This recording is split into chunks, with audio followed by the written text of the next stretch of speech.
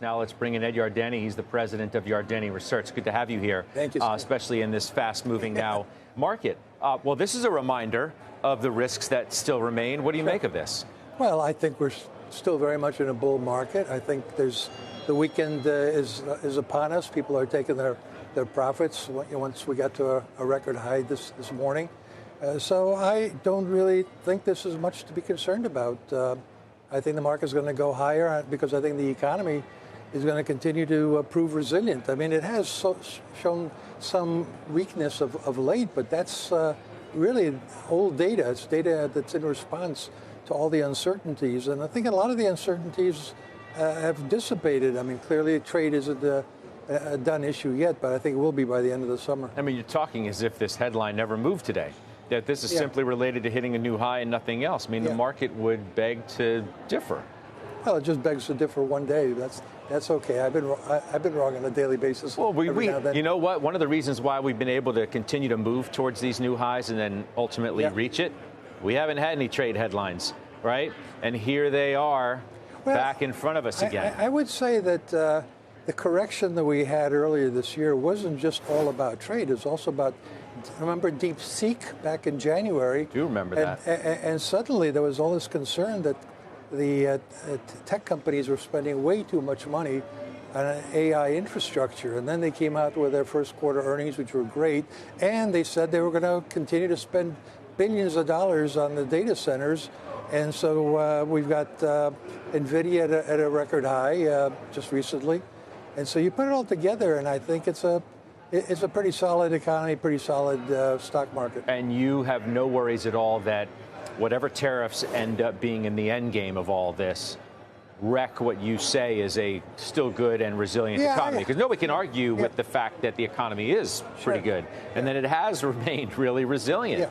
But there is that hanging out there. Yeah, that's still hanging out there. There's always risk clearly in the market, things to be concerned about. And sometimes the market goes up best when everybody's worried.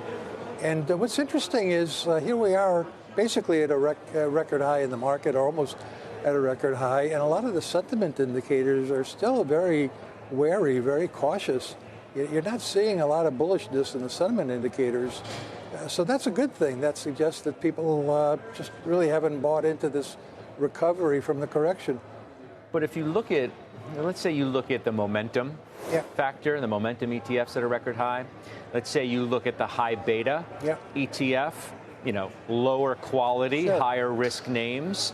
Those have been flying high. Isn't that a bit of a concern to you at all of any sort of speculative nature behind this move? Yeah, well, look, I think the big concern here is that it's as though the correction never happened, right? We're right back, at the 21 forward PE. Before the correction, at the beginning of the year, we were at 22, so the valuation multiple's gone up. I think, to me, that's an indication that there are a lot of investors that are coming around to my thinking that the economy may be recession-proof. I know that's hanging out there with a concept, but I've been hanging out with that concept since over the past 3 years when the Fed tightened. The economy remained resilient, and now the economy's remained resilient with the tariff issue. All right, so you're like John McEnroe over there. You're just deftly volleying away anything that I throw at you, no matter where I throw it. I mean, you have no concerns? Because it doesn't sound like you do, other than there's always something to worry about, or, there's still unresolved tariffs, or, the tax bill still isn't done yet. I mean, I could be wrong. It's happened before. I could be wrong about the economy. I may be overstating the resilience of the economy. It's certainly getting stress tested here, but I think it's already starting to show signs that it's passing the Trump stress test. And now, if I'm wrong about that, guess what? I'll be wrong about the Fed, because I don't think the Fed has to do anything. But the Fed could always save my forecast by lowering interest rates if necessary. There's a lot of pressure building up on the Fed to lower interest rates if things get any weaker. But things aren't all that weak. I mean, initial claims remain very low. Continuing claims a bit elevated. Continuing claims are elevated. It's taking longer to get a job. But the important thing is layoffs aren't occurring, and that's kind of the key to any business cycle. But you have the safety. You just pointed the safety net.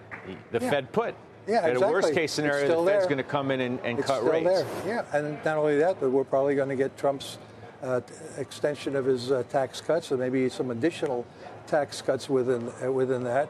And the bond market seems to be okay with that at this point. What about the dollar? What do you think the message of the dollar is? I'm not bearish on the dollar. Everybody seems to be. Everybody else is. Everybody else is bearish on the dollar. Scott, I have a little contrarian streak in me, but I don't do it just to be a contrarian. I look at the U.S. and I see the world's largest capital markets. I see that the bond auctions are going absolutely fine.